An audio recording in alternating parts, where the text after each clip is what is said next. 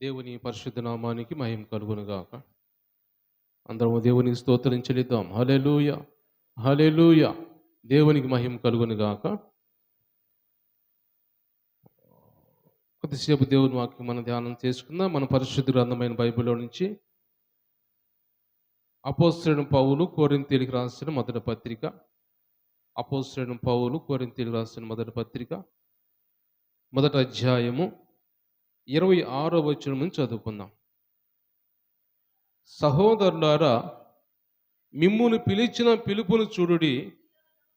మీలో లోకరీతిని జ్ఞానులైనను, ఘనులైనను, గొప్ప వంశపు వారైనను అనేకులు పిలువబడలేదు గాని, ఏ శరీరియు దేవుని ఎదుట అతిశయపకుండా ఉన్నట్లు జ్ఞానులను సిగ్గుపరచుటకు లోకంలో నుండి వెర్రి వారిని దేవుడు ఏర్పరచుకొని ఉన్నాడు.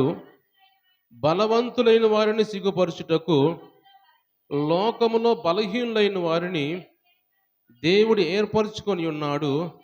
ఎన్నికైన వారిని వ్యర్థము చేయుటకు లోకంలో నీచులైన వారిని, తృణీకరింపబడి వారిని, ఎన్నికలేని వారిని దేవుడు ఏర్పరచుకొని ఉన్నాడు.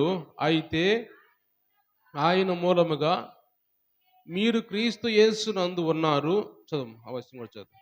అతిశయించువాడు ప్రభువునందే అతిశయింపవలెను అని రాయబడినది నెరవేరునట్లు దేవుని మూలముగా ఆయన మనకు జ్ఞానమును, నీతియు, పరిశుద్ధతయు, విమోచనము నాయను.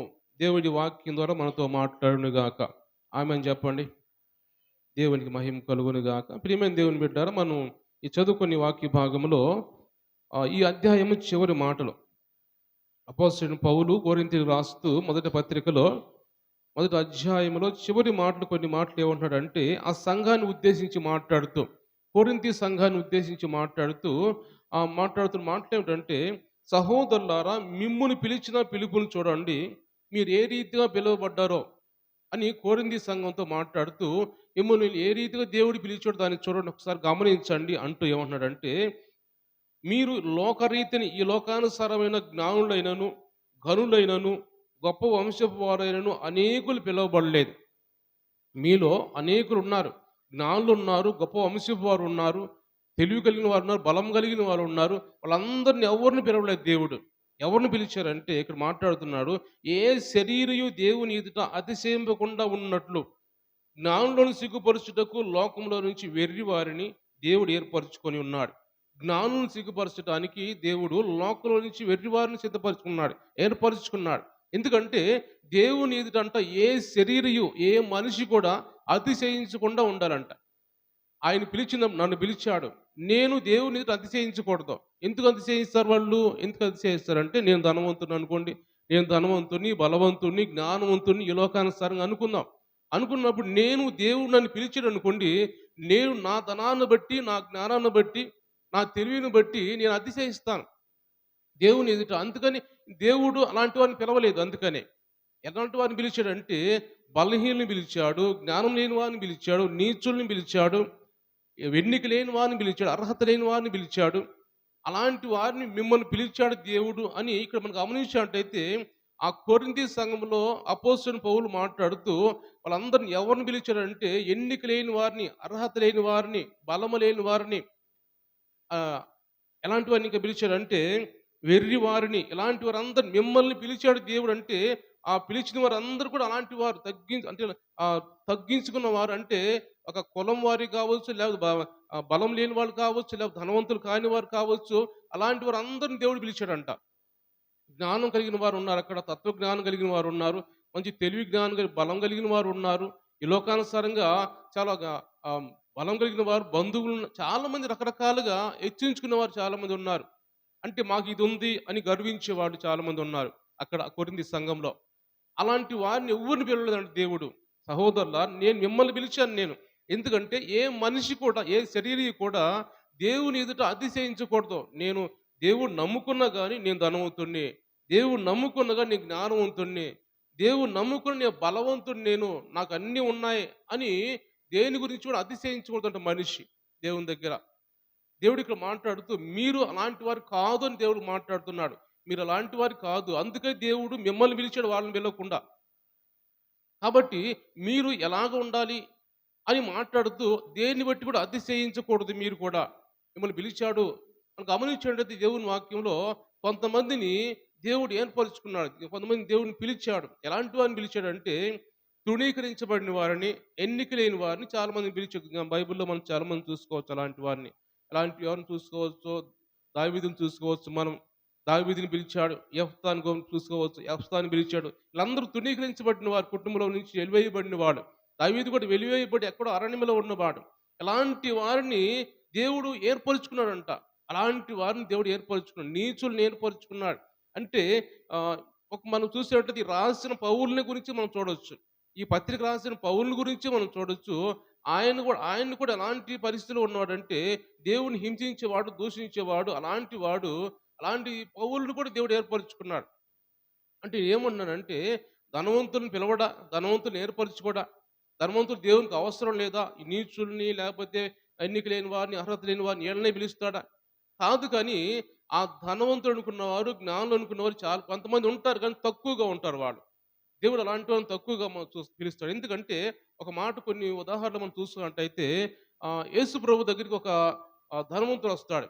ధనవంతుడు వచ్చి ఏమంటాడు, బోధకుడా నిత్య జీవం నేను చేరాలంటే నేనేం చేయాలంటాడు. లోకాసు సువార్త 18వ అధ్యాయంలో ఉంటాయి ఆ మాటలు. నిత్య జీవం చేరాలంటే నేనేం చేయాలంటాడు. అంటే నువ్వు ఇలాంటి ఆజ్ఞలు పాటించాలి అంటాడు దేవుడు.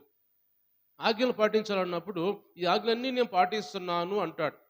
ఈ ఆజ్ఞలన్నీ నేను పాటిస్తున్నాను అని అన్నప్పుడు, కాదు ఇంకా నీకు ఇంకొకటి లోపము. ఆ లోపం ఏంటంటే నువ్వు ధనం కలిగి ఉన్నావు, ధనాన్ని విడిచిపెట్టి నన్ను వెంబడించు అంటాడు. అన్నప్పుడు అది సణుక్కుంటూ గొనుక్కుంటూ ఆ ధనం కలిగిన వ్యక్తి వెళ్ళిపోతాడు. ఎందుకంటే ధనాన్ని విడిచిపెట్టలేక దేవుని విడిచిపెట్టి వెళ్ళిపోతాడు.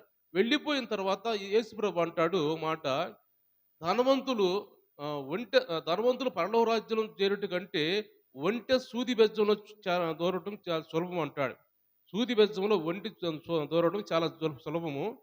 ధనవంతుడు పరలోక రాజ్యంలో చేరడు అని మాట అంటాడు. అన్నప్పుడు శిష్యులు అంటారు, అదేంటి ధనవంతులు పరలోక రాజ్యం చేరకపోతే ఇంకెవరు చేరతారు?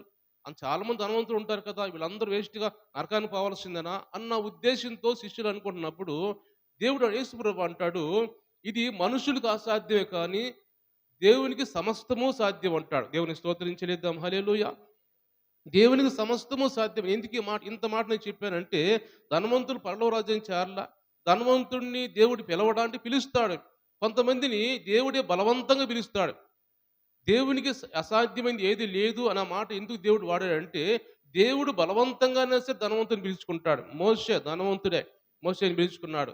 అపోస్తలుడు పౌలు ధనవంతుడే, చాలా ధనం కలిగిన వాడే, జ్ఞానం కలిగిన వాడు. పరిసయ్యుడు అపోస్తలుడు పౌలు దేవుడు బలవంతంగానే పిలుచుకుంటాడు. ఇర్మియాని కూడా బలంగా పిలుచుకున్నాడు.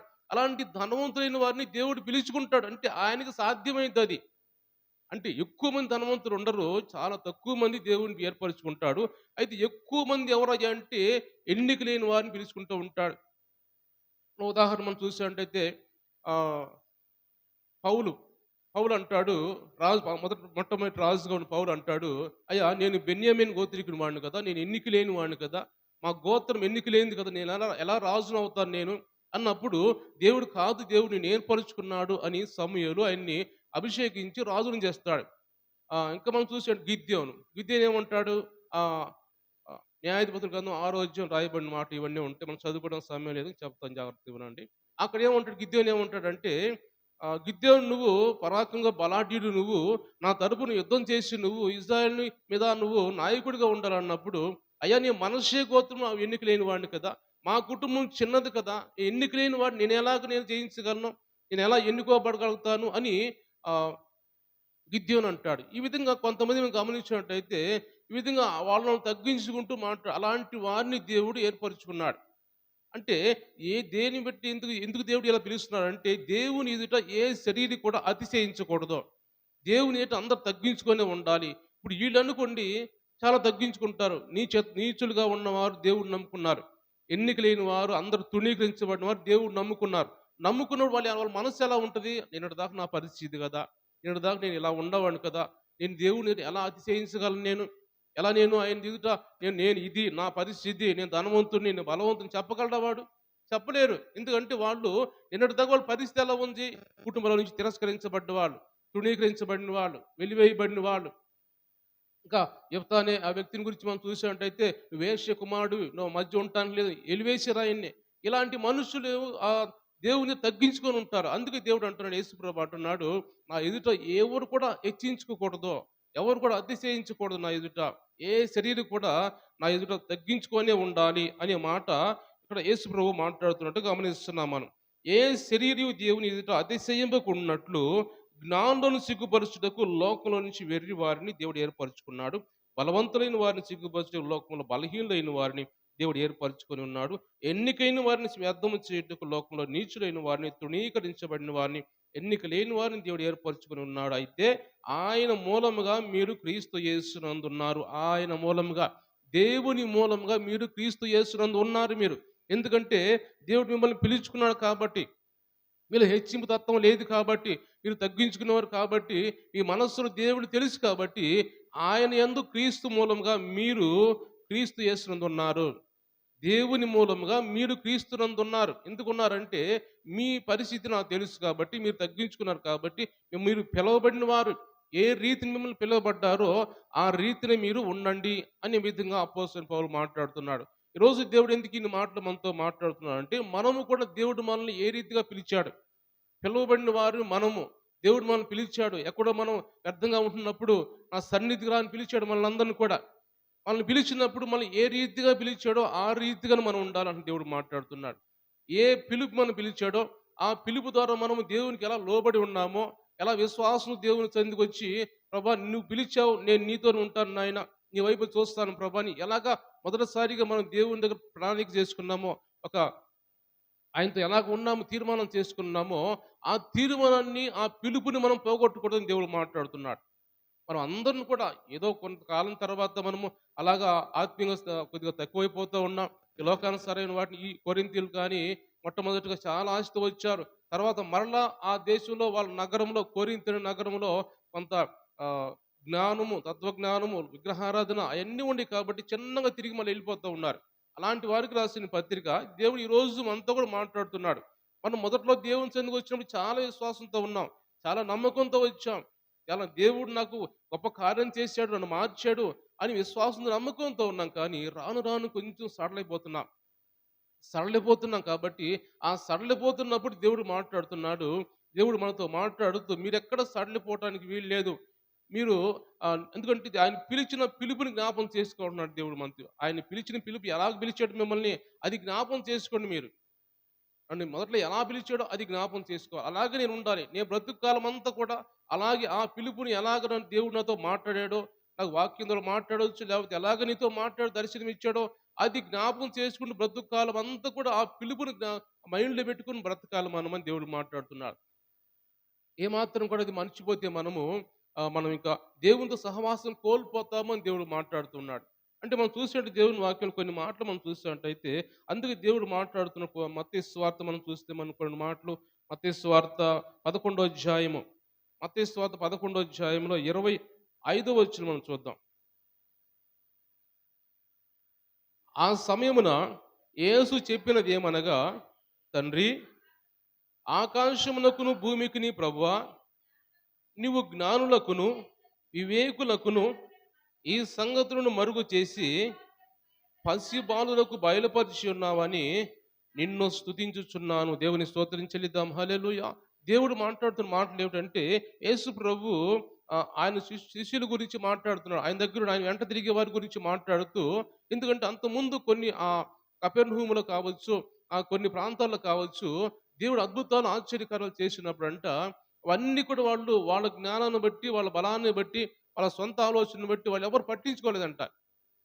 దేవుడు చేసిన కార్యాలు ఎవరు పట్టించుకోకుండా ఏముందిలే అన్నట్టుగా విడిచిపెడుతున్న పరిస్థితుల్లో అప్పుడు అంటున్నాడు దేవుడు, వాళ్ళకి ఎవరు జ్ఞానం లేదు, ఈ లోక జ్ఞానులు వాళ్ళు, ఇవన్నీ ఆత్మకు సంబంధించిన జ్ఞానం లేదు కాబట్టి ఎవరు పట్టించుకోవట్లేదు అని ఆ మాట అంటూ ఏమంటాడంటే, తండ్రి, ఆకాశమునకును భూమికి ప్రభువా, నువ్వు జ్ఞానులకు వివేకులకును ఈ సంగతులు మరుగు చేసి పసి బాలులకు బయలుపరిచావు.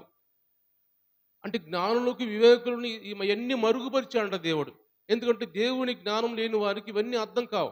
ఆయన అద్భుతాలు అర్థం కావు, ఆయన మాటలు అర్థం కావు, ఆయన క్రియలు అర్థం కావు, ఏమీ అర్థం కావు. అందుకే పసిబాలులకు ఇవన్నీ బయలుపరిచావు. నేను పసిబాలుడు అంటే ఎవరంటే మనం చదువుకున్నాం కదా! ఎవరైతే ఎన్నిక లేకుండా, అర్హత లేకుండా దేవుడు పిలుచుకున్నాడో వాళ్ళు పసిబాలురు. ఇంకా అర్థం మీద మనం చెప్పాలంటే దేవుని శిష్యులు. యేసుప్రభు శిష్యులు ఎవరైతే ఉన్నారో వారందరూ కూడా మొట్టమొదట వాళ్ళకి ఎంత జ్ఞానం ఆలోచన లేదు. ఏదో యేసుప్రభు ఎమ్మట తిరుగుతున్నారు కానీ అంత లోతైన విషయాలు తెలియదు వాళ్ళకి. అలాంటి వారికి తర్వాత రాను రాను అలాంటి వాళ్ళకి ఈ మాటలన్నీ బయలుపరుస్తున్నావు ప్రభువా అన్నట్టుగా మాట్లాడుతున్నాడు యేసు ప్రభు. అంటే జ్ఞానులు, ఈ లోక జ్ఞానులు, ఈ లోకంగా వివేకం కలిగిన వాళ్ళు వాళ్ళందరికీ ఏ మాత్రం తెలియదు ప్రభా ఇవి. వీళ్ళకి తెలియజేస్తున్నావు. ఎందుకంటే ఆ శిష్యులు అంటే చిన్న పిల్లలకు తెలియజేస్తున్నాం అంటాడు. అంటే చిన్నపిల్లలు అంటే ఆత్మలో చిన్నపిల్లలు. పసిబాలుడు అంటే చిన్నపిల్లలు కాదు కానీ ఆత్మలో చిన్నపిల్లలుగా అంటే ఆత్మలో ఉన్న వారికి వాళ్ళకి తెలియజేస్తున్నావు ప్రభువా అని, అందుకు నేను స్తుతిస్తున్నాను ప్రభు అని యేసు ప్రభు ఇక్కడ మాట్లాడుతున్నాడు. మనం చూస్తున్నాం వాక్యంలో. మరొక వాక్యం మనం చూసినట్టయితే రోమీయులకు రాసిన పత్రిక 8వ అధ్యాయము, రోమీయులకు రాసిన పత్రిక 8వ అధ్యాయము 29వ వచనం చదువుదాం. 8వ అధ్యాయం 29వ వచనం చదువుదాం. తన కుమారుడు అనేక సహోదరులలో జ్యేష్ఠుడగునట్లు దేవుడు ఎవరిని ముందుగా ఎరిగెనో వారు తన కుమారునితో సారూప్యం గలవారవుటకు వారిని ముందుగా నిర్ణయించెను. మరియు ఎవరిని ముందుగా నిర్ణయించెనో వారిని పిలిచెను. ఎవరిని పిలిచెనో వారిని నీతిమంతులుగా తీర్చెను. ఎవరిని నీతిమంతులుగా తీర్చెనో వారిని మహిమపరిచెను. దేవుని స్తోత్రం చెల్లిద్దాం. హల్లెలూయా. దేవుని బిడ్డలు గమనించినట్టయితే ఈ మాట మనం కొన్ని అర్థం చేసుకున్నట్టయితే దేవుడు మాట్లాడుతూ ఉంటున్నాడు. తన కుమారుడు అనేక సహోదరులలో జ్యేష్ఠుడగునట్లు దేవుడు ఎవరిని ముందు ఎరిగినో వారు తన కుమారునితో సారూప్యం గలవారవుటకు వారిని ముందుగా నిర్ణయించెను. అంటే మనం గమనించినట్టయితే యేసుప్రభు మాట్లాడుతున్న మాటలు ఏమిటంటే దేవునితో సారూప్యం కలిగిన వారిగా ఉండాలంటే, దేవునితో సహవాసం కలిగిన వారిగా ఉండాలంటే దేవుడు అంట ముందుగానే ఎరిగినాడంట మనల్ని. ఆయన ఎవరైతే ఇంకా రాబోతున్నారు, నా కుమారుడితో సారూప్యంగా ఉండబోతున్నారు, నా కుమారుడితో సహవాసం చేయబోతున్నారు అని ఎవరినైతే ముందుగా ఎరిగి ఉన్నాడు ఈ దేవుడు, వాళ్ళని మనల్ని ముందుగానే ఎరిగి ఉన్నాడు. ఈరోజు మనం దేవుని సన్నిధికి వచ్చాం అనుకోండి, అర్థం చెప్పాలంటే ఈరోజు మనం దేవుని సన్నిధికి వచ్చాం, దేవుని కుమారులుగా ఉన్నాం, దేవుని రక్షణ పొందాం. మనల్ని దేవుడు ముందుగానే ఎరిగి ఉన్నాడంట. ఇప్పుడు మన తల్లి గర్భంలో నిరూపించక ముందే దేవుడు మనల్ని ఎరిగి ఉన్నాడు. ఒక రోజు వీళ్ళు రక్షణ పొందుతారు, ఒక రోజు వీళ్ళు దేవుని సన్నిధికి వస్తారు, ఒక రోజు యేసు ప్రభువుని నమ్ముకొని ఆయన సహవాసంలో ఉంటారని దేవుడు ముందుగానే మనం నిర్ణయించాడంట. దేవుడు నిర్ణయించి మనకు నీతిని అప్పగించి లేకపోతే మనల్ని మహింపరిచే దేవుడు అంట ఆయన. అంటే అలాగా ఎవరిని ఎరిగినో వాళ్ళని పిలిచాడంట. మనల్ని పిలిచాడు దేవుడు. మనల్ని పిలవక ముందే అని తెలుసు మనం ఎలా ఉన్నామో, ఎక్కడ ఉన్నామో, మన గురించి అని అన్ని ఎరిగిన దేవుడు ఆయన. తల్లి గర్భంలో ఉన్నప్పుడే మనల్ని ఎరిగిన దేవుడు. అదే అపోస్తలుడు పౌలు అంటాడు, గలతీయులకు రాసిన పత్రికలో అంటాడు, నా తల్లి గర్భంలో ఉన్నప్పుడు దేవుడు నన్ను ఎరిగి ఉన్నాడు అంటాడు. మాట చదువుదాం ఒకసారి. మొదటి అధ్యాయంలో మనం చూసినట్టే గలతీయులకు రాసిన పత్రిక, గలతీయులకు రాసిన పత్రిక మొదటి అధ్యాయంలో 15వ వచనం మనం చూసినట్టయితే, అయినను తల్లి గర్భమునందు పడినది మొదలుకొని నన్ను ప్రత్యేకపరిచి తన కృపచేతులను పిలిచిన దేవుడు నేను అన్ని జనులు తన కుమారుని ప్రకటింపవాలని చాలు గమనించినట్టయితే తల్లి గర్భమునందు పడినది మొదలుకొని నన్ను ప్రత్యేకపరిచాడు అంటున్నాడు పౌలు అంటున్నాడు అన్నమాట. ప్రత్యేకపరిచాడు నిజంగా మనం అనుకున్నట్టయితే ముందుగానే ప్రత్యేకపరిచాడా దేవుడు? ముందు తల్లి గర్భంలో పడినది మొదలుకొని చిన్న పిల్లవాడి నుంచే పౌలు ఏమన్నా దేవుడిని ఎరిగి ఉన్నాడా? యేసు ప్రభు కోసం బ్రతికాడా? లేదు. ఆయన పెద్దవాడయ్యాడు, యేసు ప్రభు బిడ్డల్ని హింసిస్తున్నాడు, దూషిస్తున్నాడు, అవమానిస్తున్నాడు, చంపడానికి ప్రయత్నం చేస్తున్నాడు. ఇవన్నీ చేసిన తర్వాత ఎప్పుడో తర్వాత దేవుడు దర్శించిన తర్వాత ఆయన మారుమనసు పొందిన తర్వాత అప్పుడు దేవుని కోసం బ్రతికాడు, యేసు ప్రభు కోసం బ్రతికాడు పౌలు. ఇంకా ఇప్పుడేమంటున్నాడు? నా తల్లి గర్భమును పడినది మొదలుకు నన్ను ప్రత్యేకపరిచాడు అంటున్నాడు. అంటే నాకు గ్రహించాడు, దేవుడు నన్ను ముందే ఎరిగి ఉన్నాడు, నేను ఇప్పుడు మార్పు చెందుతానని దేవుడు ముందుగానే ఎరిగి ఉన్నాడు. నా తల్లి గర్భంలో నేను పడినది మొదలుకొని నన్ను ప్రత్యేకపరిచాడు దేవుడు. అంటే అప్పటి నుంచి సహిస్తూ వస్తున్నాడు. అప్పుడు నేను చేసిన పనులన్నీ భరిస్తూ వస్తున్నాడు. నేను హింసించాను, దూషించాను, అవమానించాను, ఇవన్నీ కూడా దేవుడు భరిస్తూ నన్ను వస్తున్నాడు. ఇప్పుడు నాకు కనపడి నా జీవితాన్ని మార్చి ఆయన కోసం ఆయన సువార్త ప్రకటించడానికి కోసం ఏర్పరచుకున్నాడు నన్ను అని పౌలు మాట్లాడుతున్నాడు. అంటే దేవుడు మనల్ని కూడా ముందుగానే ఎరిగి ఉన్నాడు దేవుడు. ఈరోజు మనం వస్తాం. ఈరోజు ఈ మందిరంలో ఈరోజు మనం కూర్చుంటాం. దేవుని సహవాసంలో ఉంటాం. రక్షణ పొంది ఉంటామని మనం తల్లి గర్భంలో పడినది మొదలుకొని మనం ప్రత్యేకపరిచాడు దేవుడు. కాబట్టి మనం ఇవన్నీ మన మైండ్‌లో ఉంచుకొని నన్ను పిలిచాడు కదా దేవుడు. పిలిచిన పిలుపుని జ్ఞాపకం చేసుకోవాలి. నేను మనం అనుకుందాం. ఒక్క మాట మనం అనుకుందాం. మనం ఎలాంటి వారం మనం? దేవుడు చెప్పినట్టుగా మనం ధనవంతులమా? లేకపోతే మనం జ్ఞానవంతులమా? బలవంతులమా? ఏమీ కాదు. ఇలాంటి దీంట్లో ఏది కాదు మనం. మనము ఎన్నిక లేని వారిమి, అర్హత లేని వారిమి, ఇంకా ఇంకా నీచమైన వారు అని దేవుడు వాక్యం రాయబడింది. ఇంకా వెర్రివారు అని రాయబడింది. ఇలాంటి వారి మనం అందరం కూడా. ఇలాంటి వారి మనము. అలాంటి వారం కాబట్టి దేవుడు మనం పిలుచుకున్నాడు కాబట్టి అంటున్నాడు దేవుడు, మీరు అతిశయించొద్దు. అతిశయించేవాడు దేని యందు అతిశయించాలంటే, మీరు అతిశయించేవారు దేవుని యందు అతిశయించాలని రాయబడి ఉంటుంది. ఒక మాట చదువుదామా? ఇర్మీయా గ్రంథంలో మనం చూసినట్టయితే, అతిశయించువాడు దేన్ని బట్టి అతిశయించాలి అని ఇర్మీయా గ్రంథం 9వ అధ్యాయం, అందరం బైబిల్ చూద్దాం ఉన్న వాళ్ళందరం కూడా. ఇర్మీయా గ్రంథం 9వ అధ్యాయం 23వ వచనం చదువుదాం. యెహోవా ఇలాగు సెలవిచ్చుచున్నాడు, జ్ఞాని తన జ్ఞానమును బట్టియు శూరుడు తన శౌర్యమును బట్టియు అతిశయింపకూడదు. ఐశ్వర్యవంతుడు తన ఐశ్వర్యమును బట్టి అతిశయింపకూడదు. అతిశయించువాడు దేనిని బట్టి అతిశయింపవలెననగా, భూమి మీద కృప చూపుచు నీతి న్యాయమును జరిగించుచున్న యెహోవాను నేనే అని గ్రహించి నన్ను పరిశీలనగా తెలుసుకొట్టును బట్టియే అతిశయింపబలెను. అట్టి వాటిలో నేను ఆనందించువాడునని యెహోవా సెలవిచ్చున్నాడు. దేవుని స్తోత్రం చెల్లిద్దాం. హల్లెలూయా.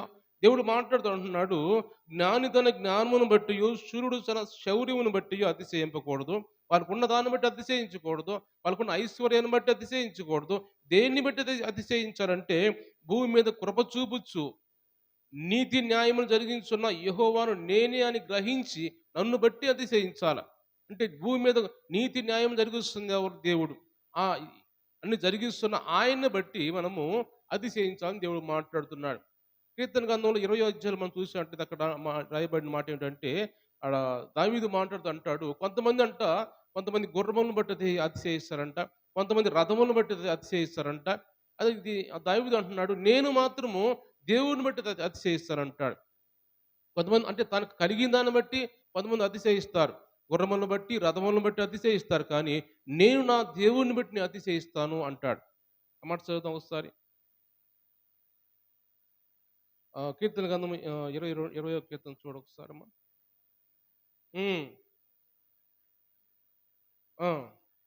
మనమైతే